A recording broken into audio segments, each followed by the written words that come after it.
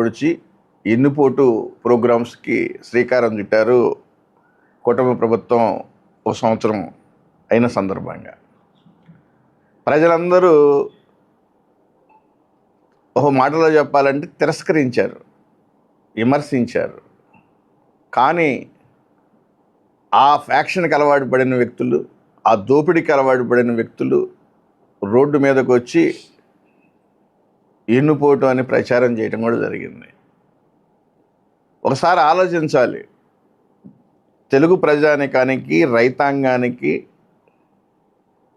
మరి జీవనాడి, ఆంధ్రులకు జీవనాడి పోలవరాన్ని ప్రక్కన పెట్టారు.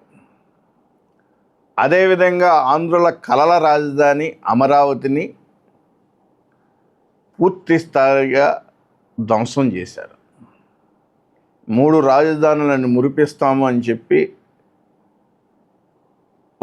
చివరికి ఉన్న రాజధానిలో కూడా అడవి పాలు చేయటం కోసం అడవి పెంచే విధంగా చెట్లు పెంచాడు తప్పితే దాన్ని క్లీన్ చేయడానికే కోట్లాది రూపాయలు అనేది కూటమి ప్రభుత్వం వచ్చిన తర్వాత అయింది.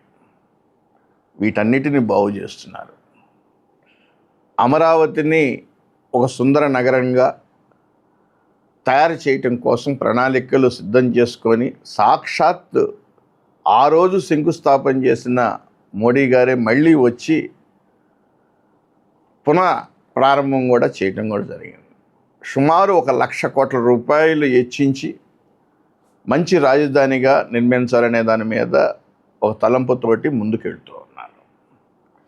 అదేవిధంగా పోలవరాన్ని రేపు 27 నాటికి 26-27 నాటికి పూర్తి చేసి జాతికి అంకితం చేయాలని ఒక సంకల్పంతో ముందుకెళ్తూ ఉన్నారు.